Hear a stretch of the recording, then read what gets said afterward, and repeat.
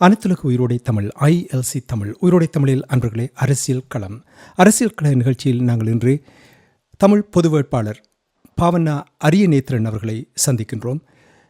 உயிரோடை தமிழ் உறவுகளுக்கு நிச்சயமாக தமிழ் பொது வேட்பாளர் தொடர்பாக கிட்டத்தட்ட ஒரு 6 மாதங்களாக இங்கே உயிரோடை தமிழில் நாங்கள் உரையாடி கொண்டு வருகின்றோம். 4-5 ஆய்வாளர்கள் இது தொடர்பாக தங்கள் கருத்துக்களை கொண்டு வந்திருந்தார்கள்.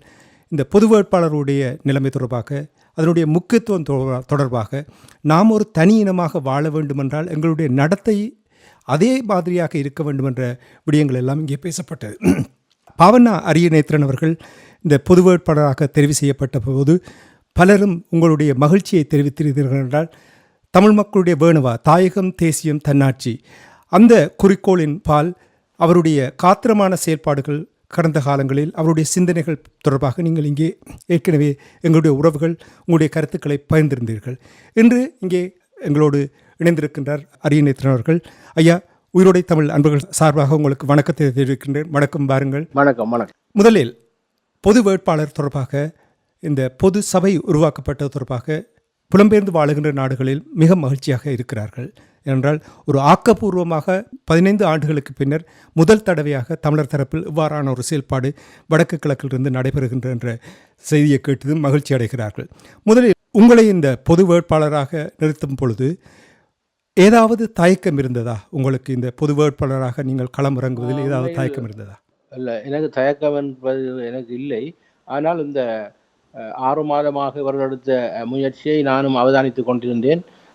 சில அவர்களின் கலந்துரையாடல்கள் அல்லது அது தொடர்பான மாவட்ட ரீதியாக நடந்த கூட்டங்களில் நான் மட்டக்களப்பு மாவட்டத்திலும் கலந்து கொண்டிருந்தேன். யாழ்ப்பாணத்திலும் ஒரு கூட்டத்திலே நான் கலந்து கொண்டிருந்தேன். அதுக்கு நான் பூரணமான ஆதரவையும் தெரிவித்து வந்திருந்தேன்.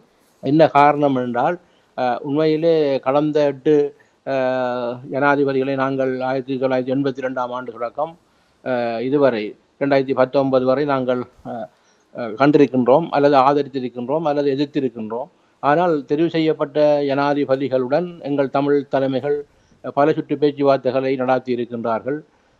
ஒரு விடுதலைக்காக போராடிய ஒரு இனம், ஒரு இணைந்த வடகிழக்கிலே ஒரு சமஷ்டி அடிப்படையிலான ஒரு சுயநிர்ணய உரிமையுடன் கூடிய ஒரு தீர்வை பெற வேண்டும் என்ற பேச்சுக்கள் இடம்பெற்றது. ஆனால் அந்த பேச்சுக்களிலே அவர்கள் அதை ஏற்றுக்கொள்ளாவிட்டாலும் கூட, ஆனால் தமிழ் மக்களுக்கான எந்த ஒரு ஆக்கப்பூர்வமான நடவடிக்கைகளையும் அரசியல் ரீதியாக அவர்கள் செய்யவில்லை என்கின்ற காரணத்தை பல தடவை நாங்கள் உணர்ந்திருக்கின்றோம்.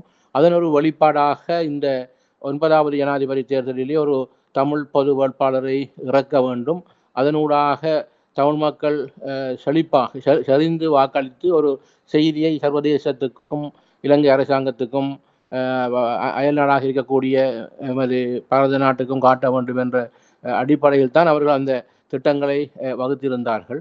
உண்மையிலே அது ஒரு வரவேற்கத்தக்க ஒரு நிலைப்பாடாக இருந்தது.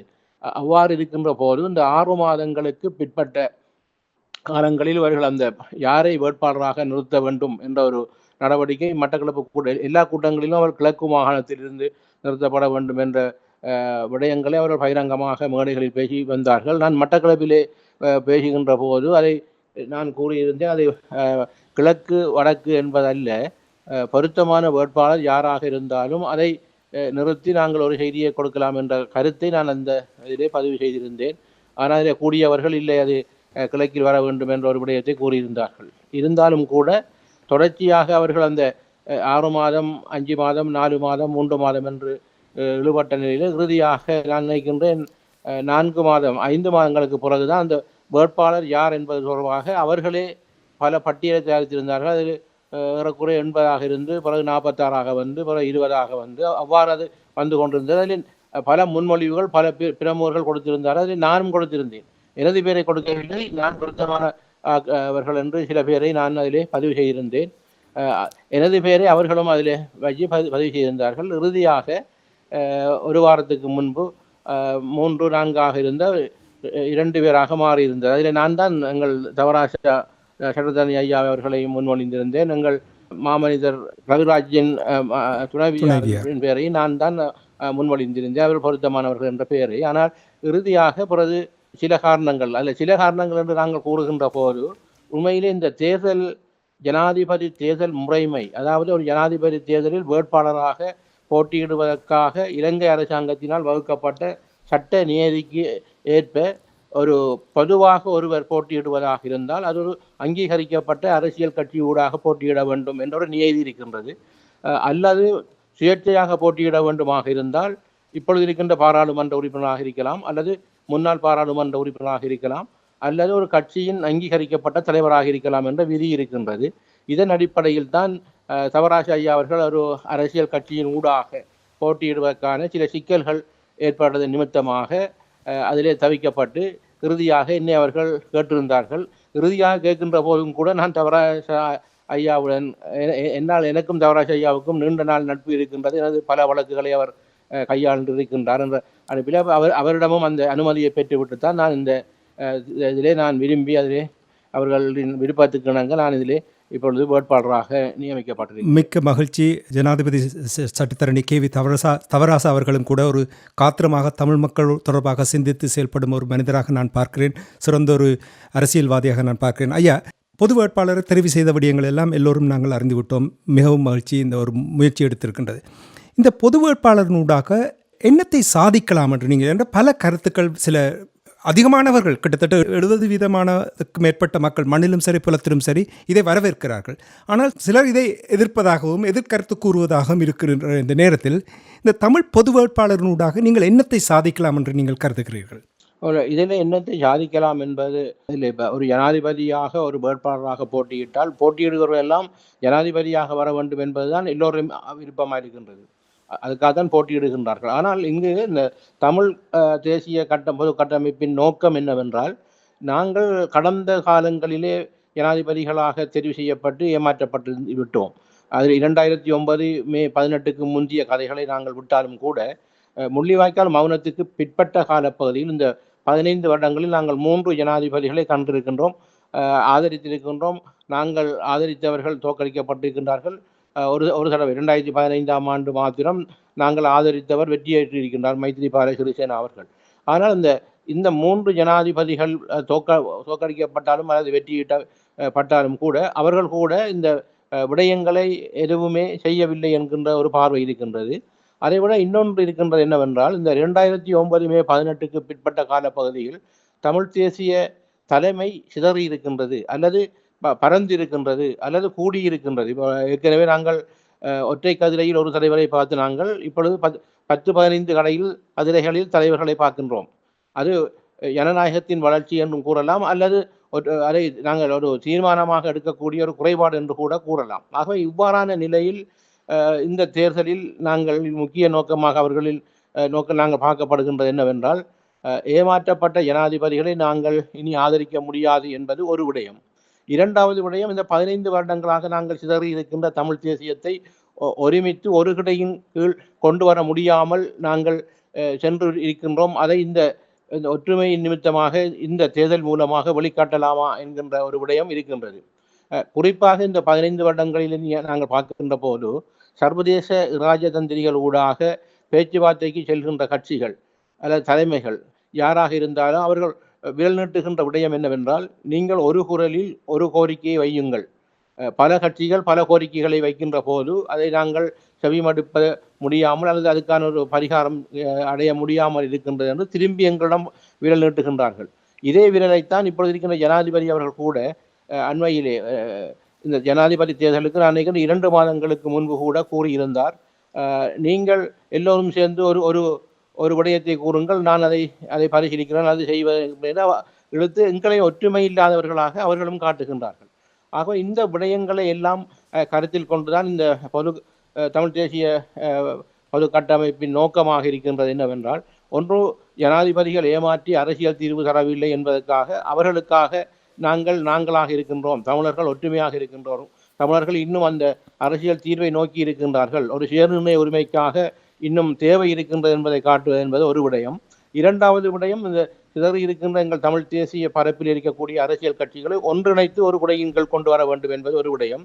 மூன்றாவது விடயம் என்னவென்றால், இந்த 15 வருட காலத்தில் தமிழ் தேசிய அரசியலில் இருந்து மக்கள் விலகி செல்கின்றார்கள். குறிப்பாக இளைஞர்களை திசை திருப்புகின்ற மதுபாவனை, போதை வஸ்து பாவனையில் அவர்களை திசை திருப்புகின்றார்கள். வாழ்வெட்டு போன்ற திசை அந்த விடயங்களிலே அதாவது கலாச்சார சீர்கேடுகள் மத்தியிலே மக்களை திசை திருப்பி தமிழ் தேசியத்திலே இருந்து விலகிச் செல்கின்ற ஒரு விடயங்களும் இப்பொழுது வடக்கு கிழக்கில் இருந்து கொண்டிருக்கின்றது. குறிப்பாக மாணவர் மத்தியிலே தற்கொலைகள் அதிகரிக்கப்படுகின்றது, பல்கலைக்கழக மாணவர் மத்தியில் கூட. ஆகவே இவ்வாறான விடயங்கள் எல்லாம் இந்த தமிழ் தேசியத்தின் பால் இருக்கின்ற மக்கள் திசை திருப்பி செல்கின்றார்கள். ஆகவே நாங்கள் அந்த உணர்வுகளை ஊட்ட வேண்டிய ஒரு தேவை இருக்கின்றது. அந்த அந்த அந்த விடயங்களை ஒரு அரசியல் ஒரு தேர்தல் மூலமாக நாங்கள் வெளிக்காட்டுகின்ற போது மக்கள் ஒரு ஒற்றுமையாக நாங்கள் இன்னும் ஒரு உறுதியாக இருக்கின்றோம், நாங்கள் மறக்கவில்லை, போராட்டம் தான் மறந்தது, ஆனால் எங்கள் தீர்வை நாங்கள் மறக்கவில்லை, எங்களுக்கான ஒரு ஒரு தீர்வு வர வேண்டும் என்பதை இந்த பொது வேட்பாளர் மூலமாக காட்டும் ஒரு களமாக கூட இதை பார்க்கலாம் என்கின்ற விடயம் இருக்கின்றது. ஆனால் என்னை பொறுத்த மட்டும் நான் கூறுகின்ற விடயம் என்னவென்றால், நாங்கள் பல போராட்டங்கள் வடிவங்களை மாற்றி இருக்கின்றோம். அது அಹಿಂசை ரீதியான போராட்டம் அல்லது ஆயுத ரீதியான போராட்டம் என்று அந்த போராட்டங்கள் இருந்தாலும் கூட அந்த போராட்டங்களுக்குள்ளே எழுச்சியலை காட்டியிருக்கின்றோம், பொங்கு தமிழை காட்டியிருக்கின்றோம், எழுக தமிழை காட்டியிருக்கின்றோம், பொத்திய தொடக்கம் பொலிகண்டி வரைவான வித்தியாசமான போராட்டங்களை காட்டியிருக்கின்றோம். இதையும் நான் பார்க்கின்றேன் என்னவென்றால், இதுவும் ஒரு ஜனநாயக ரீதியான ஒரு போராட்ட வடிவமாகத்தான் இந்த தேர்தலிலே நான் இதை பார்க்கின்றேன். என்னவென்றால், எல்லோரும் இணைந்து இந்த சங்கு சின்னத்துக்கு அந்த பொது வேட்பாளருக்கு நாங்கள் வாக்களிக்கின்ற போது நாங்கள் ஒரு செய்தியை சர்வதேசத்துக்கும் இலங்கை அரசாங்கத்துக்கும் இந்தியா பாரத நாட்டுக்கும் நாங்கள் கொடுக்கின்ற செய்தி என்னவென்றால், எங்களின் பிரச்சனை இன்னுமே தீர்க்கப்படவில்லை, நாங்கள் வாக்களித்து அவர்களை ஏமாற்றி விட்டோம், ஆகவே நாங்கள் உறுதியாக இருக்கின்றோம், வருகின்ற 9வது ஜனாதிபதியாக தெரிவு செய்யப்படுகின்ற யாரோ ஒரு பெரும்பான்மையைச் சேர்ந்தவர், இன்னும் நாங்கள் தமிழ் மக்களுக்கு ஏமாற்ற முடியாது, அவர்கள் உறுதியாக இருக்கின்றார்கள், ஏதோ ஒரு தீர்வை அல்லது அரசியல் தீர்வை வழங்க வேண்டும் என்கின்ற செய்தி கூட இந்த தேர்தலிலே காட்டலாம் என்கின்ற தேவை இதிலே இருக்கின்றது. ஆகவே இந்த விடயங்களை முன்னிறுத்தித்தான் இந்த பொது தமிழ் வேட்பாளர் நிறுத்தப்பட்டிருக்கின்றார். உண்மையில் அது பதவி ஆசனத்தில் ஜனாதிபதியின் ஆசனத்தில் ஏறி அமர்வதற்காக அல்ல, எங்கள் போராட்டம் இன்னும் இருக்கின்றது என்பதை உயிரோட்டமாக காட்டுவதற்கான ஒரு முயற்சி தான் இது. மகிழ்ச்சி ஐயா, எவ்வளவு தெளிவாக இருக்கிறீர்கள் என்று நீங்கள் கூறிய விடயத்திலிருந்து நான் உணர்கிறேன். ஆனால் ஒரு கேள்வி என்னவென்றால், மன்னித்துக் கொள்ளுங்கள் இப்படி கேட்பதற்கு, ரணில் மைத்ரிபால சிறிசேனா இருந்த பொழுது எந்த ஒரு நிபந்தனையும் இல்லாமல் தமிழ் கட்சிகள் முழு ஆதரவையும் வழங்கியது. இப்பொழுது போட்டியில் நிற்கின்ற முதல் நிலை வேட்பாளர்கள், குறிப்பாக ரணில் விக்ரமசிங்க, சஜித் பிரேமதாச, நாமல் ராஜபக்ஷ, அனுரகுமார திசாநாயக்கா போன்றவர்கள் நாங்கள் தீர்வு தொடர்பாக பேசலாம், பேச்சுவார்த்தைக்கு வாருங்கள் என்று கேட்கிறார்கள். நிச்சயமாக நாங்கள் மேசையிலிருந்து பேசலாம் என்று கூறுகின்ற இந்த நேரத்தில் 2015ஆம் ஆண்டு ரணில் மைத்ரிபால சிறிசேனா அவர்கள் ஆட்சியில் இருந்த பொழுது நிபந்தனை இல்லாமல் ஆதரவு வழங்கிய தமிழ் தரப்பினர் ஏன் இப்பொழுது அப்படி ஒரு பேச்சுவார்த்தைக்கு செல்லக்கூடாது? இது ஒரு நல்ல ஒரு கேள்வியாக இருக்கின்றது. என்னவென்றால், இந்த பேரம் பேசி அரசியல் செய்கின்ற விடயம் இன்று நேற்றல்ல, தொடர்ச்சியாக எங்கள் தமிழ் தேசிய அரசியல் தலைமைகள் பேரம் பேசியதும் ஏமாற்றப்பட்டதும் வரலாறாக இருக்கின்றது. குறிப்பாக நீங்கள் கூறியது போன்று 2015ஆம் ஆண்டு எந்த ஒரு நிபந்தனையும் அற்று அந்த பேச்சுவார்த்தையிலே அந்த தேர்தலிலே மைத்ரிபால சிறிசேனா அவர்களை ஆதரித்திருந்தோம். ஆதரிப்பதற்கான நோக்கம் என்னவென்றால், அதிலே மிக முக்கியமாக சந்திரிகா குமார துங்க பண்டாரநாயக் அவர் சந்திரிகா அவர்களும் அந்த மைத்ரிபால சிறிசேனா அவர்களை ஆதரித்திருந்தார். அவர்கள் ஊடாகத்தான் எங்கள் தலைவர் சம்பந்தனையாவுடன் அந்த பேச்சுவார்த்தை இடம்பெற்ற ஒரு நம்பிக்கையின் அடிப்படையில் புதிய அரசியல் யாப்பு திருத்தம் மூலமாக தமிழ் மக்களுக்கான ஒரு அரசியல் தீர்வை வழங்கலாம் என்ற நம்பிக்கை சம்பந்தனையாவுக்கு ஊட்டப்பட்டது.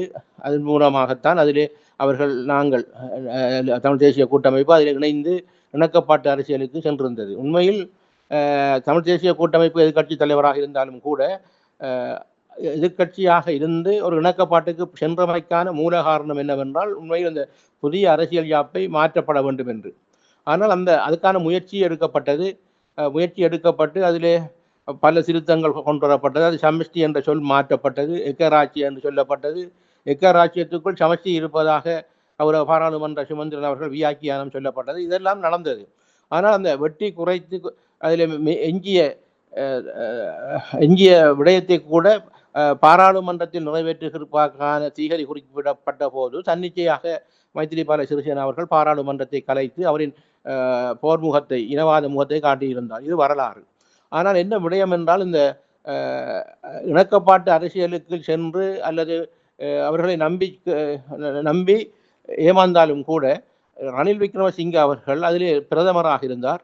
ரணில் விக்ரமசிங்கவின் நோக்கமாக இருந்தது 2004ஆம் ஆண்டு விடுதலை புலிகளை பிரித்தது தானே என்று ஒப்புக்கொண்டவர் ரணில் விக்ரமசிங்க. இப்பவும் கூறுகின்றார் அதனை கருணா என்கின்றவரும் அதனை அவர்தான் செய்தவர் என்று பெருமை கூறுகின்றார். ஆகவே அவ்வாறான அந்த புரிநீக்க அரசியலை அன்று செய்த ரணில் விக்ரமசிங்க அவர்கள் தமிழ் தேசிய கூட்டமைப்பு நீக்க அரசியலுக்கு சிலரை இங்கே பயன்படுத்தி இருந்தார்கள். நான் யார் என்று சொல்லவில்லை. அதற்கு சிலர் துணை போயிருந்தார்கள் தமிழ் தேசிய கூட்டமைப்பில் இருந்தவர்கள். அதற்காக என்ன செய்தார்கள் என்றால் இந்த செய்யக்கூடிய விடயங்களை, அதாவது காணாமல் ஆக்கப்பட்டவர்களின் நீதி கிடைக்கவில்லை, பயங்கரவாத தடை சட்டத்தை முழுமையாக நீக்கப்படுவதற்கான வாய்ப்பு இருந்து அதை செய்யவில்லை, அதைவிட கல்முனை பிரதேச செயலாளர் பிரிவு, ஒரு சாதாரணமான ஒரு பிரதேச செயலாளர் பிரிவிலே ஒரு கணக்காளரை கூட நியமிக்கவில்லை. இவ்வாறான இந்த சிறை கைதிகளை, தமிழ் அரசியல் கைதிகளை விடுதலை செய்யப்படவில்லை.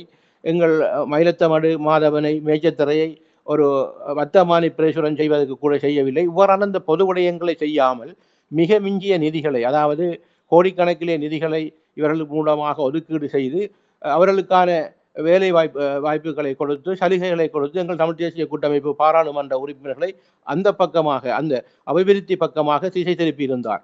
அதில் அவர் இன்னும் ஒன்றை கையாண்டிருந்தார். என்னவென்றால், இந்த 16 பாராளுமன்ற உறுப்பினர்களும் பிரித்தாளுகின்ற ஒரு நிலைமையை கொண்டு வந்திருந்தார். சிலருக்கு கூடுதலான நிதியை ஒதுக்குவது, சிலருக்கு குறைவான நிதியை ஒதுக்கியிருந்தார். இதன் காரணமாக தமிழ் தேசிய கூட்டமைப்பில் இருக்கக்கூடிய பாராளுமன்ற உறுப்பினராக இருக்கக்கூடிய வன்னி மாவட்ட பாராளுமன்ற உறுப்பினர் சிவசக்தி ஆனந்தன் அவர்கள் நேரடியாக ஏனைய பாராளுமன்ற உறுப்பினர்களை எதிர்த்து கதைக்கின்ற ஒரு விடயம் ஏற்பட்டது. ஆகவே இந்த விடயங்கள் எவருக்குமே அது தெரியாமல் இருந்தாலும் கூட உண்மையில் இந்த தமிழ் தேசிய அரசியலில் இருக்கின்றவர்களை பிரித்தாளுகின்ற தன்மையும், தமிழ் தேசிய அரசியலை மக்கள் மத்தியிலிருந்து நீக்குகின்ற ஒரு வேலை திட்டத்தையும் அவர் செயல்படுத்தி கொண்டிருந்தார். ஆனால் வெளியில் அபிவிருத்தி என்று காட்டப்பட்டது.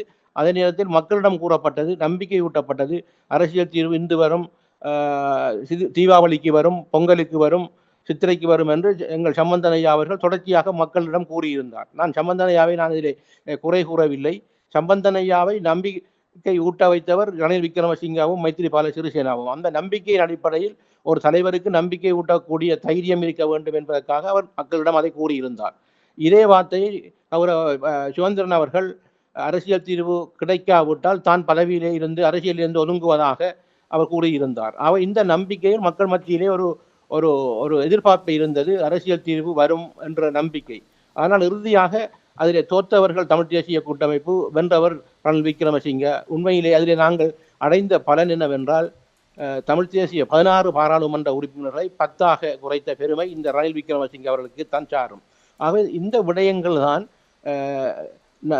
தொடர்ச்சியாக இவர்கள் நம்பி ஏமாந்த விடயங்கள். இந்த 9வது ஜனாதிபதி தேர்தலிலும் எவரையும் நம்ப நாங்கள் தயாரில்லை என்று ஒரு சாரார் இருக்கின்றோம். இலங்கை தமிழிசை கட்சியை பொறுத்த மட்டில் கூட ஒரு சாரார் இருக்கின்றோம். இன்னும் ஒரு சாரார் இலங்கை தமிழிசை கட்சியில் இருக்கின்றவர்கள் இன்னும் நம்பிக்கை வைத்துக் கொண்டிருக்கின்றார்கள். அதுதான் வேதனையாக இருக்கின்றது. நான் யார் என்று சொல்லவில்லை.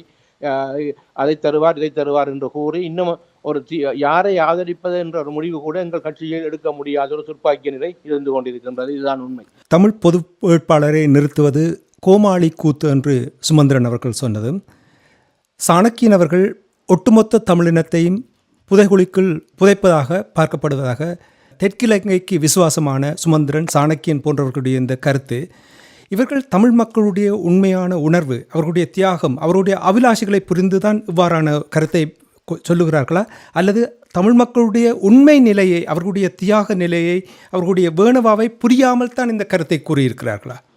அதிலே நான் அவர்களை குறை கூறுவதற்கு இல்லை.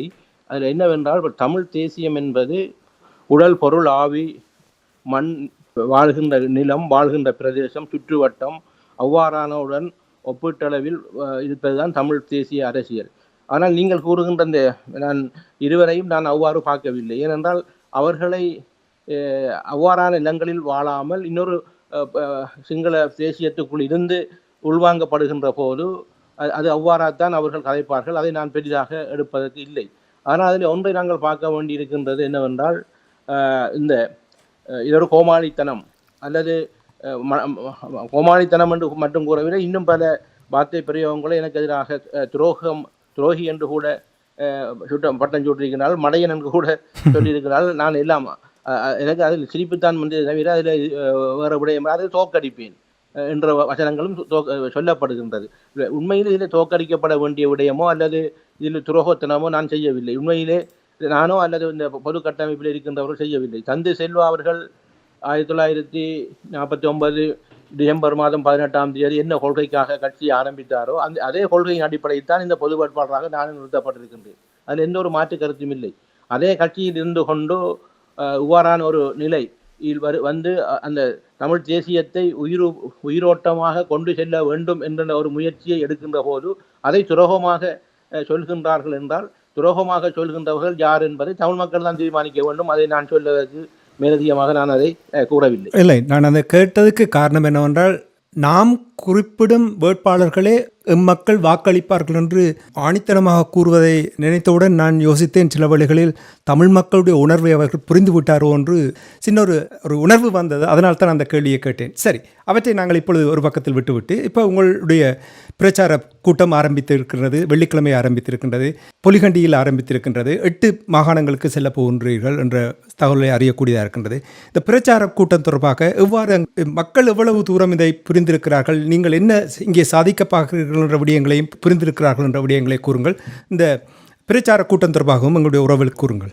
உண்மையில் இந்த பிரச்சார பணியை நாங்கள் ஏற்கனவே அந்த பொலிகண்டி தொடக்கம் பத்திவில் என்ற ஒரு இதில் நமக்காக நாம் என்கின்ற அந்த ஒரு கோஷத்தை முன்னிலைப்படுத்தி தான் அந்த பிரச்சாரத்தை நாங்கள் தொடங்கி இருக்கின்றோம். ஆனால் ஏற்கனவே நாங்கள் அதை ஆரம்பித்து விட்டோம். எங்கள் முள்ளிவாய்க்காலிலே அந்த வணக்கம் செலுத்திவிட்டு முதலாவது கூட்டத்தை நாங்கள் அங்கே பகிரங்கமான கூட்டத்தை அதில் ஆற்றியிருந்தோம். இப்பொழுது அந்த தொடர் பணி என்பதற்காகத்தான் நாங்கள் இப்பொழுது அந்த பொலிகண்டி தொடக்கம் பொத்தியூர் என்கின்ற விடயத்தை கையில் எடுத்திருக்கின்றோம். ஏனென்றால் பொத்தியூர் தொடக்கம் பொலிகண்டி வரை ஒரு எழுச்சியான ஒரு பேரணி இடம்பெற்றதை நாங்கள் மாற்றி அங்கே தொடங்கி இங்கே முடிஞ்சதை இப்பொழுது இங்கே வடக்கு தொடங்கி கிழக்கில் முடிக்க வேண்டும் என்கின்ற ஒரு பிரச்சாரத்தை அது செய்கின்றோம். அதைத்தான் நான் ஏற்கனவே கூறியிருந்தேன். இந்த பொது வேட்பாளர் விடயம் என்பது ஒரு வெறுமனே வாக்குச்சீட்டில் மூலம் போட்டு ஒருவரை தெரிவு செய்வதற்கான தேர்தலாக பார்க்கப்பட்டாலும், எங்களின் இந்த நிலைமை என்பது, எங்களின் ஒரு விடயம் என்பது நாங்கள் உலகத்துக்கு காட்ட வேண்டியிருக்கின்றது. இதுவும் ஒரு ஜனநாயக ரீதியாக ஒரு போராட்ட வடிவமாக பார்க்க வேண்டும் என்ற விடயத்தை நான் இதிலே கூறியிருந்தேன். அதைத்தான் இன்று நாங்கள் ஆரம்பித்திருந்தோம். பொலிகண்டி தொடக்கம் பத்தியூர் என்கின்ற விடயத்தை நாங்கள் யாழ் நகரம் வரை நாங்கள் இன்று அந்த பயணத்தை முடித்திருக்கின்றோம். தொடர்ச்சியாக நாளை இங்கே சில கருத்தரங்களும் இருக்கின்றது. இன்னும் ஒரு கருத்தரங்கும் முல்லைத்தீவிலே அழைத்து கொண்டிருக்கின்றார்கள். பலர் அங்கேயும் வர வேண்டும் என்று கூறிக்கொண்டிருக்கிறார்கள். ஆகவே நாங்கள் அங்கும் செல்ல வேண்டும், இங்கும் செல்ல வேண்டும் என்பதற்காக நாளை பின்னேரம் மீண்டும் அந்த யாழ்ப்பாணத்தில் இருந்து அதை நாங்கள் தொடர்ச்சியாக அதை முன்கொண்டு செல்ல இருக்கின்றோம். அதில் என்ன விடயம் என்றால், எல்லா இடங்களிலும் என்னை வருமாறு பணிக்கின்ற போதுதான் அங்கும் செல்வது இங்கும் செல்வது கொஞ்சம் தாமதமாக இந்த பயணம் இடம்பெறுகின்றது. இது ஒரு பொது அனுபவமாக இருக்கின்றது. ஏனென்றால் இந்த பொது கட்டமைப்பில் இருக்கின்றவர்கள் புத்திஜீவிகள், கல்விமான்கள், மாணவர்கள், அவ்வாறான அவர்களும் எங்கள் தமிழ் தேசிய அரசியல் இருக்கின்றவர்களும் அதில் இணைந்து செய்கின்றார்கள். தமிழ் தேசிய கட்சியில் இருக்கக்கூடியவர்களுக்கு அந்த அனுபவம் இருக்கின்ற தேர்தல் பிரச்சாரங்களில் அவர்களும் தனித்தனியாக இன்றும் பல இடங்களிலே கருத்தரங்களை வைத்திருக்கின்றார்கள். ஒன்றிணைந்து செல்வதற்கும் வருகின்றார்கள். ஆக இந்த சிக்கல்கள் இருக்கின்றது. அதே நேரத்தில் அந்த விமர்சனங்களையும் கூடுதலாக எங்களுக்கு எதிராக அவர்கள் பரப்புரைகளை இந்த சமூக ஊடகங்களிலும் பரப்பி கொண்டிருக்கின்றார்கள். இவ்வாறானவற்றை கலந்துதான் நாங்கள் செல்ல வேண்டியிருக்கின்றது. ஏனென்றால் என்னை பொறுத்த மட்டும் எனக்கு பல சவால்களை நான் இந்த பொது வேட்பாளராக வந்தபோது இருக்கின்றது. ஏன்னா நான் மட்டக்களப்பை சேர்ந்தவன், உங்களுக்கு தெரியும். மட்டக்களப்பிலே பல கட்சிகள் ஏற்கனவே தமிழ் தேசியத்துக்கு எதிராக பிரதேசவாதம் பேசுகின்ற கட்சிகள் இருக்கின்றது. குறிப்பாக தமிழ் மக்கள் விடுதலை புலிகள் கட்சி இருக்கின்றது. அவர்கள் அடுத்தது வியாழேந்திரன் அவர்கள் இருக்கின்றார். அந்த கட்சி அதைவிட கருணா என்பவரும் இப்பொழுது சேர்ந்து இருக்கிறார். நான் இப்போ தமிழர்களை தான் சொல்கின்றேன். அதைவிட பல மூவர்கள் ரணில் விக்ரமசிங்காவுக்கு ஆதரித்து கொண்டிருக்கின்றார்கள். அதைவிட எங்கள் தமிழரசு கட்சியில் இருக்கின்றவர்கள் கூட எனக்கு எதிராக பிரச்சாரம் செய்கின்ற அளவுக்கு இப்பொழுது வந்திருக்கின்றது.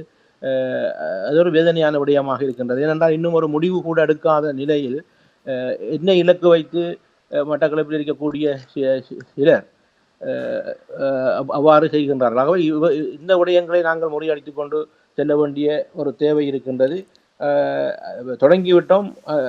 எல்லா போராட்டங்களும் நம்பிக்கையின் அடிப்படையில் தானே ஆரம்பிக்கப்படுவது.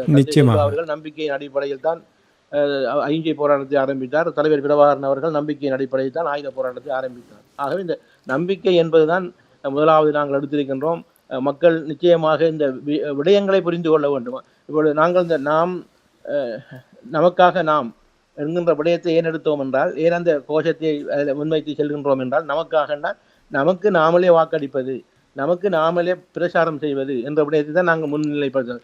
இப்போ ஏனைய வேட்பாளர்கள், இப்போ ரணில் விக்ரமசிங்காவுக்கு ஆதரியுங்கள், அவர் அதை செய்வார், இதை செய்வார், அல்லது சைத்துக்கு ஆதரியுங்கள், அனுராவுக்கு ஆதரியுங்கள் என்று சொல்வார். அது அவர்களை முன்னிலைப்படுத்தி, இது என்னை முன்னிலைப்படுத்த வேண்டிய அவசியம் இல்லை. இது தேசத்தை முன்னிலைப்படுத்த வேண்டிய தேவை, தமிழ் இனத்தை முன்னிலைப்படுத்த வேண்டியது. அதுதான் நான் சொல்லுகின்றேன். அடையாளம் தான் நான் தவிர, வேட்பாளர் என்பது ஒரு இலங்கை அரசாங்க சட்டத்துக்கு அமைய ஒருவரின் பெயரை போட வேண்டும் என்பதற்காக எனது பெயர் அதிலே குறிப்பிடப்பட்டிருக்கின்றது. நான் தெளிவாக கூறியிருக்கின்றேன். ஆனால் அந்த சின்னம் என்பது எடுத்திருக்கின்றோம் நாங்கள், சங்கு சின்னம். அதுக்கு நீங்கள் வாக்களியுங்கள், நான் அடையாளமாக இருக்கின்றேன்.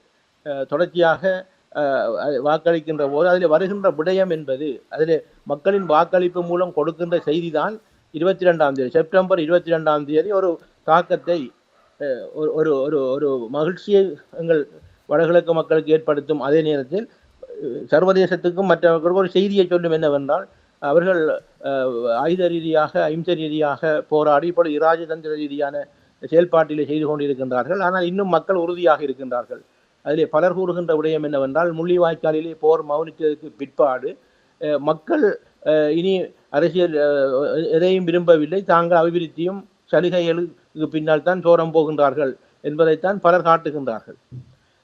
பிரச்சாரங்களில் கூட நீங்கள் பார்த்திருப்பீர்கள், இந்த 4 பிரதான வேட்பாளர்கள், நான் மற்றவர்களை கூறவில்லை, அது ரணிலாக இருக்கலாம், சைத்தாக இருக்கலாம், அனுரகுமார திசாநாயக்காக இருக்கலாம், அல்லது மஹிந்த ராஜபக்சவின் புதல்வர் நாமல் ராஜபக்சவாக இருக்கலாம். எல்லோரும் கூறுகின்ற விடயம் என்னவென்றால், அவர்கள் முன்னிலைப்படுத்துவது பொருளாதார பிரச்சனையும் ஊழலையும் தான் அவர்கள் முன்னிலைப்படுத்துகின்றார்கள்.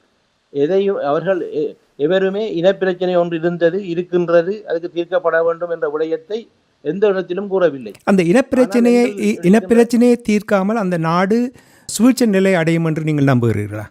நிச்சயமாக அடையாது. நான் இப்போ பல இடங்களில் அதுதான் கூறுகின்றேன். உண்மையில் பொருளாதார பிரச்சனைக்கான மூல காரணமே இனப்பிரச்சனை தான்.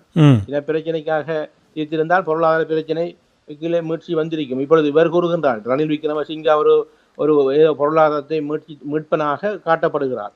ஆனால் உண்மையில் அவர் எங்கிருந்து மீட்கின்றார் என்றால், இந்தியாவிலிருந்து கடன் வாங்குகின்றால், சைனாவிலிருந்து கடன் வாங்குகின்றால், அமெரிக்காவிலிருந்து கடன் வாங்கி கல்யாணம் திருமணம் முடிப்பது போன்றுதான் அவரின் நடவடிக்கை இருக்கின்றது. ஆகவே இந்த விடயங்களை ஏமாறுவதற்காக தமிழ் மக்கள் இல்லை, தமிழ் மக்களை ஏமாற்றுவதற்காக தமிழ் அரசியல்வாதிகள் இருக்கிறார்கள். ஒரு வெட்கக்கேடான விடயம். உண்மை. நீங்கள் இப்போ கூறினீர்கள், நம்பிக்கை என்று கூறினீர்கள். புலம்பெயர்ந்து வாழுகின்ற நாடுகள் இருக்கின்றன. பல நேயர்களோடு நாங்கள் உரையாடி இருக்கின்றோம். அனைவருமே உங்கள் மீது நிறைய நம்பிக்கையும் மதிப்பும் வைத்திருக்கிறார்கள். உங்களுடைய இந்த துணிச்சலான செயல்பாடு, உங்களுடைய அந்த காத்திரமான செயல்பாடு, அந்த மக்கள் அந்த மண் மீது உள்ள அந்த இறமையை பாதுகாக்க வேண்டும் என்ற செயல்பாடுகள் தொடர்பாக எங்களுடைய மக்கள் உறுதியாக கூறிக்கொண்டிருக்கிறார்கள் என்பதை உங்களுக்கு தெரியப்படுத்தி கொண்டு, நீங்கள் இப்போ பிரச்சாரம் என்று கூறும்பொழுது ஐயா, இப்போ நீங்கள் உங்களுடைய பிரச்சார நடவடிக்கைகள் யாவுமே இந்த 8 மாவட்டங்களை நோக்கியதாக இருக்கின்றது. ஏனைய இடங்களை நீங்கள் தவிர்ப்பதாக அவதானிக்கக்கூடிய இருக்க, குறிப்பாக மலையக பகுதிகளை, கொழும்பு வாழ் தமிழ் மக்களுடைய பகுதிகளை தவிர்ப்பதற்கு அதற்கு என்ன காரணம்? இல்லை, நாங்கள் தவிக்கவில்லை. அதில் என்ன விடயம் என்றால், எங்கள் இனப்பிரச்சனை இருப்பது வடகிழக்கு என்பதை நாங்கள் முதன்மைப்படுத்துகின்றோம். அதே நேரத்தில் எனக்கு பல தொலைபேசி தொலைபேசியிலே கதைத்திருக்கின்றார்கள் மலையகத்தில் இருக்கக்கூடிய எங்கள் உறவுகள். அதைவிட பல தமிழ் பத்திரிகைகள் கூட ஆசிரியர் தலைங்க எடிட்டோரியல் கூட எழுதியிருக்காங்க, அரியநேத்திரனுக்கு என்ற கடிதம் எழுதியிருக்காங்க. ஏனென்றால், நீங்கள் மலையகத்துக்கு செல்ல முடியாது, மற்ற இடங்களுக்கு வர முடியாது, அல்லது இஸ்லாமியங்கள் தமிழ் பேசும் மக்களை நீங்கள் அதில் குறிப்பிடவில்லை என்கின்ற பல கேள்விகள் என்னை நோக்கி வந்திருக்கின்றது. நாங்கள் அதில் தெளிவாக கூறுகின்ற விடயம் என்னவென்றால், நாங்கள் அவர்களை கட்டுப்படுத்தி கட்டாயப்படுத்தி வாக்குகள் கேட்கவில்லை. விரும்பினால் நீங்கள் வாக்களிக்கலாம், நீங்கள் அழைத்தால் நான் வருவதற்கு தயாராக இருக்கின்றோம் என்ற விடயத்தை கூறுகின்றோம். ஏனென்றால், அங்கும் பல அரசியல் கட்சிகள் இருக்கின்றார்கள். மலையகத்தை பொறுத்தமட்டில் உங்களுக்கு தெரியும், எங்கள் வடகிழக்குக்கான பணிகளை செய்கின்ற பல கட்சிகள் அங்கே இருக்கின்றது. நாங்கள் போகின்ற போது அவர்களை நாங்கள் பகைக்கலாமா அல்லது முரண்பாடு ஏற்படக்கூடாது என்பதில் நாங்கள் மிகவும் அவதானமாக இருக்கின்றோம். அதே நேரத்தில் மலையகத்தில் இருந்து எனக்கு அழைப்பு வந்திருக்கின்றது, அதை நாங்கள் பரிசீலிக்க தயாராக இருக்கின்றோம். வாருங்கள் என்று அழைக்கின்ற போது அதை அங்கே சென்று அதை பெறலாம் என்று அதை நாங்கள் கட்டாயப்படுத்தவில்லை. ஆனால் இங்கே எங்கள் வடகிழக்கில் இருக்கின்ற மக்களை நாங்கள் கட்டாயப்படுத்துகின்றோம். எங்களுக்கு கட்டாயப்படுத்த வேண்டிய தேவை இருக்கின்றது, உரிமை இருக்கின்றது. அவர்களுக்கும் வாக்களிக்க வேண்டிய தேவையும் உரிமையும் இருக்கின்றது. ஏனென்றால், நாங்கள் ஒரு போராட்டத்தின் மூலம் அளிக்கப்பட்ட இனப்படுகொலை செய்யப்பட்ட இனமாக இருப்பது வடகிழக்கை சேர்ந்த மக்கள் தான் கூடுதலாக இருக்கின்றார்கள். அவர்களுக்கு அத்தாக ஒரு தீர்வு வர வேண்டும் என்பதை நீங்கள் கட்டாயம் வாக்களிக்க வேண்டும் என்பதை நாங்கள் அவரிடம் கூறுகின்றோம். ஆனால் இந்த ஏனைய இடங்களில் அதை நாங்கள் கட்டாயமாக வாக்களிக்க வேண்டும் என்பதை கூற முடியாமல் இருக்கின்றது. ஆனால் நிச்சயமாக எங்கள் கொள்கையில் அல்லது இந்த தமிழ் தேசிய பொது கட்டமைப்பின் கொள்கையை ஏற்கின்றவர்கள், அடுத்து நான் பல இடங்களிலே சமூக ஊடகங்களிலே பல விடயங்களை கூறியிருக்கின்றேன். அதை ஆதரிப்பவர்கள் தமிழ் மக்கள் அங்கு இலங்கையில் இருக்கக்கூடிய யாவரும் எங்களுக்கு வாக்களிக்கலாம். அதைவிட சிங்கள மக்களும் கூட வாக்களிக்கலாம். ஏனென்றால் சிங்கள ஜனாதிபதிகள் ஏமாற்றப்பட்டதை இப்பொழுது இருக்கின்ற சிங்கள மக்கள் உணர்ந்து வருகின்றார்கள். அதுதான் இந்த அழகலிய போராட்டத்தில் கூட நாங்கள் பார்க்கக்கூடியதாக இருந்தது. ஆகவே அவ்வாறானவர்கள் கூட இவர்களுக்கான பதிலை 4-5 பேர் கேட்கக்குள் ஏன் ஒரு தமிழருக்கு இந்த முறை போடலாம் என்று கூட அவர்கள் அதிலே வாக்களிக்கலாம். அது அவர்களின் கடமை. ஆனால் நாங்கள் அவர்களெல்லாம் எல்லாம் வலிந்து கேட்கவில்லை, வலிந்து பிரச்சாரம் செய்யவில்லை.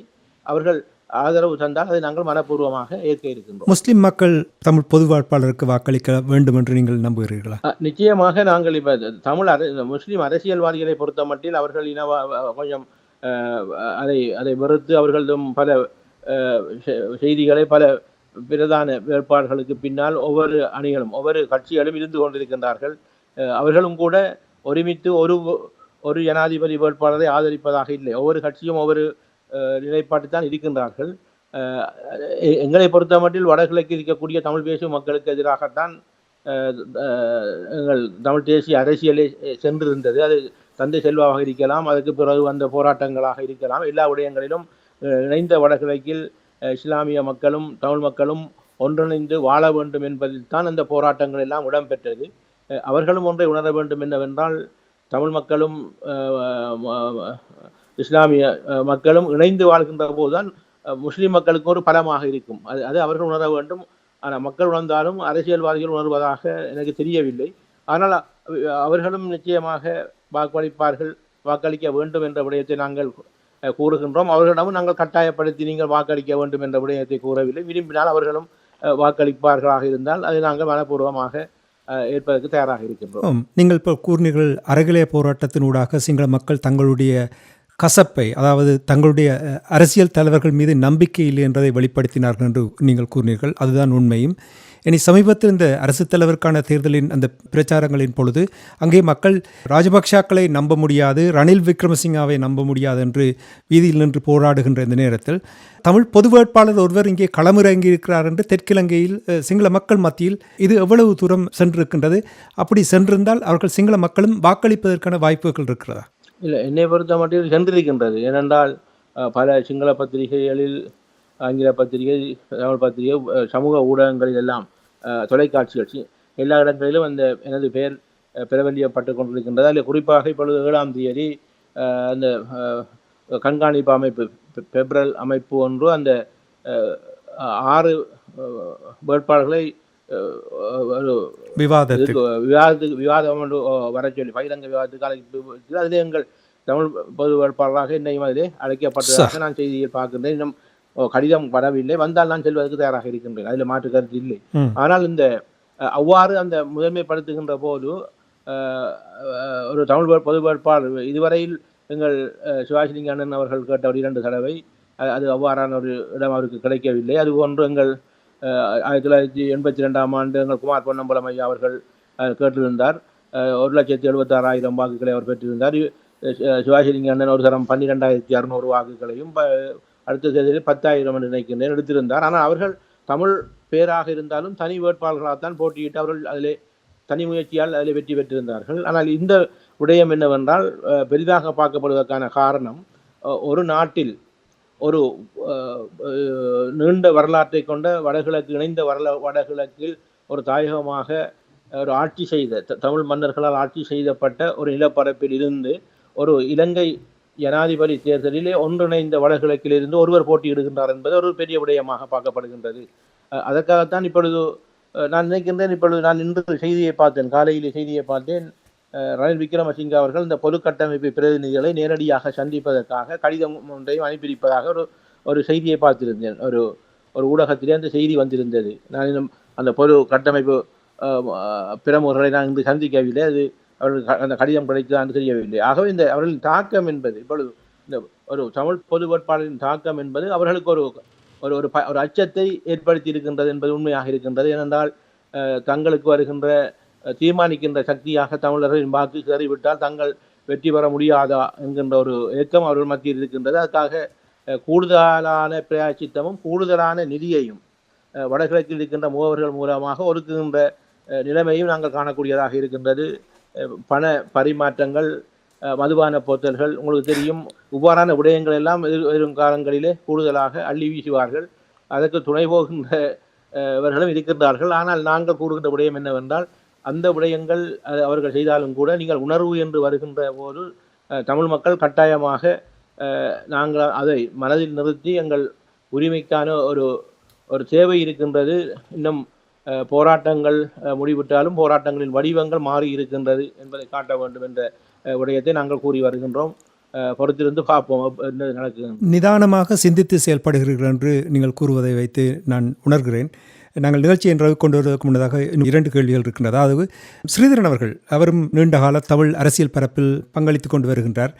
அவர் முழு ஆதரவையும் தெரிவித்திருப்பது, இது அங்கே தமிழ் அரசியல் பரப்பில் இது எவ்வாறு பார்க்கப்படுகின்றது? இல்லை, அவர் ஒரு தமிழனாக இருந்தால் அதை நாங்கள் பெரிதாக பார்க்க தேவையில்லை. அவர் தமிழன், தமிழ் உணர்வு உள்ளவர், தமிழ் தேசியத்துக்குள் வாழ்ந்தவர், போராட்ட வரலாற்றிலே கற்றுக்கொண்டவர், போராட்டத்துக்குள்ளே இருந்து வந்தவர், அவ்வாறான வரலாற்றை கொண்டவர். அதை சாதாரணமாக அவருக்கு அந்த உணர்வு வந்திருக்கின்றது. அதை அவர் செய்திருக்கின்றார். அதிலே இருந்து நீங்கள் கருந்து கொள்ளலாம். அவர் எதிர்ப்பவர்கள் யார் என்று பார்த்தால், அவருக்கு அவ்வாறாக நிலத்தில் வாழாதவர்கள் இருக்கின்றார்கள். இதுதான் அதிலிருந்து நாங்கள் கற்றுக்கொள்கின்ற பாடமாக இருக்கின்றது.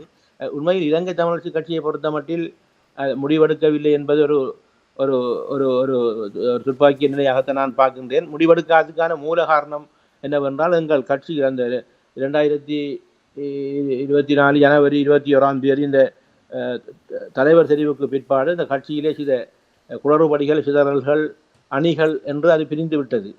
அதன் நிமித்தமாக அதை ஒன்று சேர்க்க முடியாமல் இப்பொழுது நீதிமன்றத்துக்கும் சென்றிருக்கின்றது.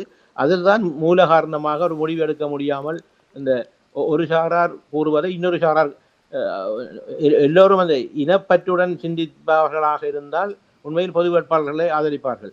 இனப்பற்றை விட குரோதமாக மனப்பான்மை, தனி மனிதர்களை இலக்கு வைத்து அவர்கள் வருகின்ற போது பொது வேட்பாளரை எதிர்க்கின்ற ஒரு நிலைமை இலங்கை தமிழரசு கட்சியில் ஒரு சிலருக்கு இருக்கின்றது. அதே எந்த அளவில் அதுக்கு மக்கள் தான் பதில் சொல்ல வேண்டும்.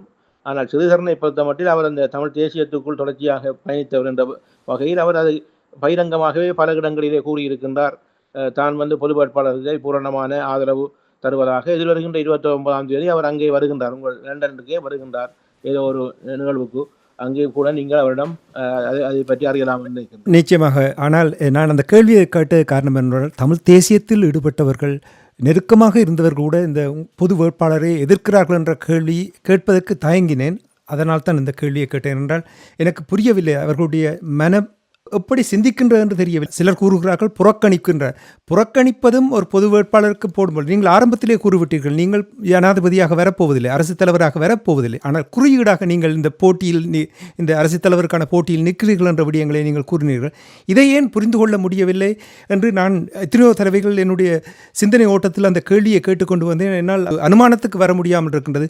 சில வேளைகளில் நாங்கள் ஒரு பிழையான முடிவை எடுத்து விட்டோம், அதிலிருந்து நாங்கள் திரும்பி அதிலிருந்து விலகினால் எங்களை பிழையாக பார்ப்பார்களோ என்று, சிந்திக்கிறார்களோ என்று சிந்திக்க தோன்றியது. அதற்காகத்தான் அந்த கேள்வியை கேட்டேன். அவர்கள் மன்னித்துக் கொள்ளுங்கள், ஏதாவது அந்த கேள்வி குளறுபடிகள் இருந்தால். இனி நிகழ்ச்சியை நிறைவு கொண்டு வர போன்ற நிறைவாக ஐயா, நீங்கள் கூறினீர்கள் இந்த தமிழ் பொதுச்சபை எங்களை பொறுத்தமட்டில், உயிரோடை தமிழ் வானொலி பொறுத்தமட்டில் கடந்த 6 மாதங்களாக இந்த தமிழ் பொது வேட்பாளர் தொடர்பாக நிறைய தடவைகள் பேசிக்கொண்டு வந்தோம். ஒரு ஆக்கப்பூர்வமாக 15 ஆண்டுகளில் ஆக்கப்பூர்வமான ஒரு விடயமாக நான் பார்க்கிறேன்.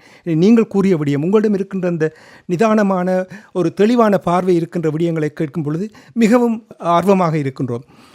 கிட்டத்தட்ட ஒரு 4-5 ஆண்டுகளாக நாங்கள் இங்கே கூறிக்கொண்டு வருகின்றோம், தமிழ் மக்களுக்கு போராட்டத்துக்கு பின்னர், ஆயுத போராட்டம் மௌனிக்கப்பட்ட பின்பு ஒரு பொதுவான கட்டமைப்பு இல்லை, ஒரு பொதுவான ஃப்ரேம் ஒர்க் இல்லை, ஒரு பொதுவான மெக்கானிசம் இல்லை, ஒரு வழிவரவில்லை, ஒரு செயல் திட்டம் இல்லை, ஒரு ஆலோசனை குழு இல்லை என்றெல்லாம் ஏங்கி தவித்து கொண்டிருந்தோம். இப்பொழுது இந்த பொது சபை ஒன்று உருவாக்கப்பட்டிருக்கின்றது. இந்த பொது சபையினூடாக கட்டி எழுப்பலாம் என்று நீங்கள் நம்புகிறீர்களா? குறிப்பாக நீங்கள் இப்பொழுது கூறினீர்கள், ஜனாதிபதி அவர்கள் அங்கே அந்த பொதுச்சபையில் இருக்கின்ற உறுப்பினர்களுக்கு கடிதம் எழுதியிருக்கின்றார், பேச வேண்டும் என்று கூறியிருக்கின்றார் என்று கூறும்பொழுது நிச்சயமாக அவர்கள் பயப்படுவது போல் தெரிகின்றது. இந்த பொதுச்சபையை பலப்படுத்துவது, சிவில் சமூகத்தை பலப்படுத்துவது எவ்வளவு முக்கியம் என்று நீங்கள் கருதுகிறீர்கள் என்றால், உங்களிடமிருந்து தான் இந்த சரியான பதிலை நான் எதிர்பார்க்கிறேன். என்றால் உங்களுக்குத்தான் தெரியும் அந்த மக்களுடைய தியாகம், அந்த மக்களுடைய வேணவா என்ன என்பதை நீங்கள் நிறைய அறிந்திருப்பீர்கள். உங்களிடமிருந்து அந்த பதிலை நான் எதிர்பார்க்கிறேன். நிச்சயமாக. இப்போ நான் ஏற்கனவே சொல்லியிருந்தேன், 2009 மே 18க்கு பிறகு இந்த தமிழ் தேசிய கட்சிகள் அதிகரிக்கப்பட்டிருக்கின்றது, ஜனநாயகம் மிதமிஞ்சி இருக்கின்றது. அதுதான் நான் கூறுகிறேன், ஜனநாயகம் கூடியிருக்கின்றது. ஆகவே இந்த நேரத்தில் இப்போ 2009 மே 18க்கு பிறகு ஏற்கனவே ஒரு கட்டமைப்பு ஒன்று எழுக தமிழ் நடத்தி இருந்தது, உங்களுக்கு தெரிஞ்சிருக்கும். அந்த முயற்சி கூட அதில் கூறப்படுகின்ற விடயம் என்னவென்றால், அதிலே கூட ஒரு கட்சியை முதன்மைப்படுத்தி நடத்தியதாக ஒரு குற்றச்சாட்டு வைக்கப்படுகின்றது. நான் எந்த கட்சி என்று சொல்லவில்லை. அதன் காரணமாக அது மேற்கொண்டு செல்வதற்கு அந்த கட்சி இருக்கிறவர்கள் அதை விரும்பவில்லை என்ற காரணத்தினால் அது இடையிலே அது சென்று விட்டதாக கூறுகின்றார்கள். இப்பொழுது ஆரம்பிக்கப்பட்டிருக்கின்ற இந்த பொது கட்டமைப்பு, தமிழ் தேசிய பொது கட்டமைப்பு ஆரம்பிக்கப்பட்டதின் நோக்கமும் தொடர்ச்சியாக அது பயணிக்க வேண்டும் என்று அந்த தமிழ் தேசிய பொது கட்டமைப்பு அந்த திட்டம் என்பதும் இந்த பொது வேட்பாளரை நிறுத்துகிறது என்பது ஒரு விடயம். இந்த பொது வேட்பாளருக்கு பிற்பாடு தொடர்ச்சியாக அவர்கள் இந்த தமிழ் தேசிய அரசியலை ஒரு நிலைப்பாட்டில் ஒரு ஒரு ஒரு கட்டமைப்புக்குள் கொண்டு வர வேண்டும் என்பதில் அவர்கள் உறுதியாக இருக்கின்றார்கள். ஆனால் அதில் வெற்றி தோல்வி என்பது இந்த செப்டம்பர் மாதம் 21ஆம் தேதி மக்கள் அளிக்கின்ற வாக்கில் தான் தங்கியிருக்கின்றது. ஏனென்றால் அந்த கோரிக்கை எதிர்பார்த்தது, நாங்கள் அந்த வாக்குகளை நாங்கள் பெறுவோமாக இருந்தால் நிச்சயமாக அந்த பொது கட்டமைப்பின் ஊடாக பல மாற்றங்கள் இதை நாங்கள் கொண்டு வரலாம் என்ற நம்பிக்கை இருக்கின்றது. ஏனென்றால் இந்த தேவையின் நோக்கமும் இதுதான். இதை அறிந்துதான் சிலர் இந்த இவ்வாறான ஒரு நிலை வரும் என்பதற்காக கூட சில தமிழ் தேசிய கட்சிகளிலே இருக்கின்றவர்கள் இதுக்கு எதிரான பிரச்சாரம் செய்கின்றார்களா என்ற கேள்வி எங்களுக்கு இருக்கின்றது. ஏனென்றால் ஒரு சந்தேகம் இருக்கின்றது, எனக்கும் கூட அந்த சந்தேகம் இருக்கின்றது. உங்களுக்கு தெரியும், கனடாவில் இருக்கின்ற ஒரு அமைப்பு இமாலய பிரகடனம் கொண்டு வருவதற்கும் இங்கிருந்த ஒரு தமிழ் தேசிய அரசியல்வாதிகளின் ஆலோசனை இருந்தது. அவ்வாறான விடயம் இவ்வாறு வருகின்ற போது அதை தடுப்பதற்காக கூட இப்பொழுதிருந்தே அந்த எதிர்ப்புகளை காட்டுவது, தோற்கடிப்பது என்ற நிலைப்பாட்டில் இருக்கின்றார்களா என்ற சந்தேகம் எனக்கு இருக்கின்றது. அதை நாங்கள் பொறுத்திருந்து பார்க்க வேண்டி இருக்கின்றது. ஆனால் இந்த பொது கட்டமைப்பு அல்லது தமிழ் தேசிய பொது கட்டமைப்பு என்ற விடயம் நிச்சயமாக தேவையாக இருக்கின்றது. ஏனென்றால் இப்பொழுது தலைமை இல்லை, தலைமைகள் கூடியிருக்கின்றது, முடிவெடுக்க முடியாத தலைமைகளாக இருக்கின்றது. ஆகவே இந்த முடிவுகளை ஒன்றிணைப்பதற்கு இவ்வாறான ஒரு பொது கட்டமைப்பு நிச்சயம் தேவை. அதை எல்லோரும் உணர வேண்டும் என்றுதான் நான் நினைக்கின்றேன். நன்றி ஐயா. சுருக்கமாக இன்னொரு கேள்வி, அதாவது ஒற்றுமை இல்லாததை காட்டுகிறது என்று நீங்கள் என்னோடு உரையாடும் பொழுது கூறியிருந்தீர்கள். இந்த கேள்வி பல தடவைகள் பல தளங்களில் கொண்டு வரப்பட்டது. குறிப்பாக தமிழர் தரப்புக்கிடையில் ஒற்றுமை இல்லை, அதனால் எந்த ஒரு வழியிலும் ஒரு பேச்சுவார்த்தையில் ஈடுபட முடியாமல் இருக்கின்றது, சனநாயக வழியில் பேச்சுவார்த்தையில் ஈடுபட முடியாமல் இருக்கின்றது. மண்ணிலும் அதே நிலைமை, புலத்திலும் அதே நிலைமை. இப்போ இந்த போராட்டத்தினூடாக எங்களுடைய மக்களுடைய இழப்பு, தாயகத்தில் எத்தனை லட்சக்கணக்கான மக்களை ஒரு சில நாட்களில் கொன்று குவித்தார்கள். அந்த தியாகங்களை, அந்த அர்ப்பணிப்புகளை பார்த்த தமிழ் அரசியல்வாதிகள், தமிழ் அமைப்புகள் ஏன் இந்த ஒற்றுமை என்ற அந்த விடயத்தை புரிந்து கொள்ள முடியாமல் இருக்கின்றார்கள்? ஒரு குறிப்பிட்ட விடயத்துக்கு தன்னும் சேர்ந்து செயல்பட முடியாமல் இருப்பதற்கு நீங்கள் நிச்சயமாக இதை அவதானித்திருப்பீர்கள். என்ன காரணம் என்று நீங்கள் கூற முடியுமா? இல்லை, அதில் என்ன விடயம் என்றால், அந்த ஒவ்வொரு கட்சிகளையும் தாங்கள் தேர்தல் அரசியலுக்காக தான் அதை மையப்படுத்துகிறார்கள். நான் பார்த்தேன், இந்த தமிழ் தேசிய அரசியலில் இருக்கக்கூடிய கட்சிகளாக இருக்கலாம் அல்லது ஏனைய கட்சிகளாக இருக்கலாம், இந்த தாங்கள் தேர்தல் அரசியல் மூலமாக வாக்குகளை பெறுவதாக இருந்தால், குறிப்பாக நாங்கள் ஒற்றுமையாக அவர்கள் ஒரு நிலைப்பாட்டிலே இருந்தால் தாங்களின் பிரதிநிதித்துவம் அதில் அந்த மாவட்டத்தில் இருக்கின்றவர்களின் செல்வாக்கை நாங்கள் பெற முடியாமல் இருக்கும் என்பது ஒரு காரணமாக இருக்கின்றது. தேர்தல் அரசியல் தான் அதில் தமிழ் தேசிய அரசியலில் இருக்கக்கூடிய கட்சிகளுக்கு முதன்மைப்படுத்தப்படுவது தேர்தல் அரசியல் தான். ஆகவே இந்த தேர்தல் அரசியலுக்காகத்தான் உதாரணமாக ஒரு கட்சி ஒரு நல்ல வேண்டுகோளாக இருந்தால் அவர் எடுக்கின்ற போது, அவர்கள் எடுத்த கொள்கைக்கு நாங்கள் போனால் அவர்கள் தான் அதில் பிரபல்யம் பெறுவார்களா என்கின்ற கேள்வி அதிலே மற்றவருக்கு வருகின்றது.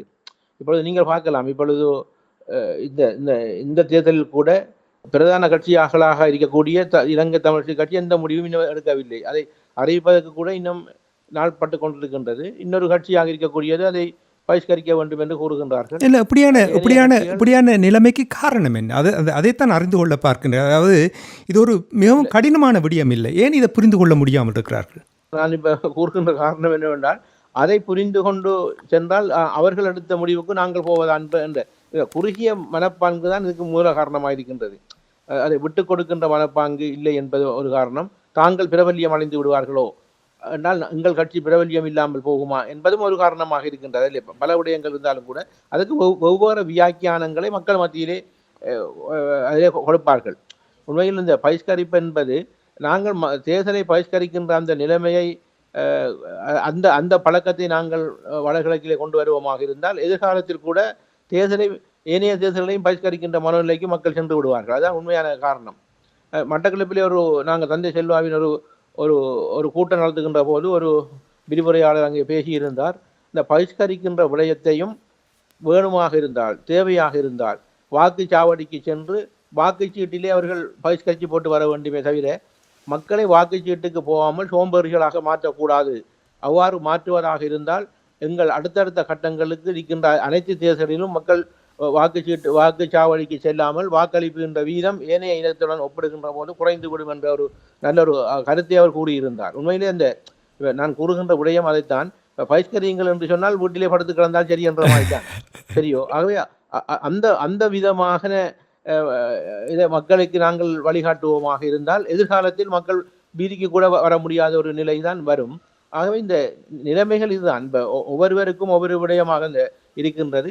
இப்போ சரி, கட்சிகள் தான் மனிதமாக தனிநபர்களாக கூட்டாக ஒற்றுமைப்பட முடியாமல் விட்டாலும் கொள்கை ரீதியில் தான் ஒற்றுமை இருக்கின்றார் என்று பார்த்தால் அது கூட இல்லை. ஒருவர் 13 கூறுவார், ஒருவர் சமஷ்டியை கூறுவார், ஒருவர் ஒரு நாடு இரு தேசம் என்பார். ஆகவே இந்த அவ்வாறான விடயங்களை கூட ஒரு குரலில் சொல்ல முடியாமல் தான் நாங்கள் தமிழ் தேசிய அரசியல் இப்பொழுது இந்த 15 வருடங்களிலும் சிதறி இருக்கின்றது என்பதை நான் ஏற்கனவே கூறியிருந்தேன்.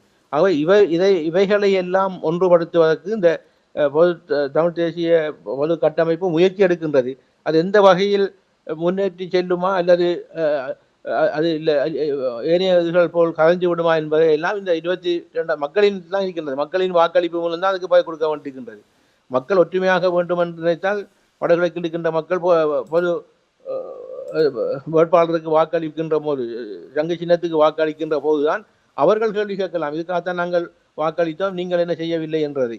ஆகவே அந்த வாக்களிப்பின் பலம் என்பதும் ஏனைய சிதறி இருக்கின்ற தமிழ் கட்சிக்கும் ஒரு அச்சத்தை ஏற்படுத்தும். அவர்களும் இதுக்குள்ளே வர வேண்டும் என்கின்ற ஒரு விடயம் வரும். பல மாற்றங்களை அதில் கொண்டு வரலாம் என்று நான் நினைக்கின்றேன். தமிழ் வரலாற்று சாதனை படைக்கும் ஒரு விடயமாக இந்த நிகழ்வை நான் பார்க்கிறேன். நமக்காக நாம் என்ற அந்த தொனிப்பொருளில் கொள்கை பிரகடனம் செய்திருக்கிறீர்கள்.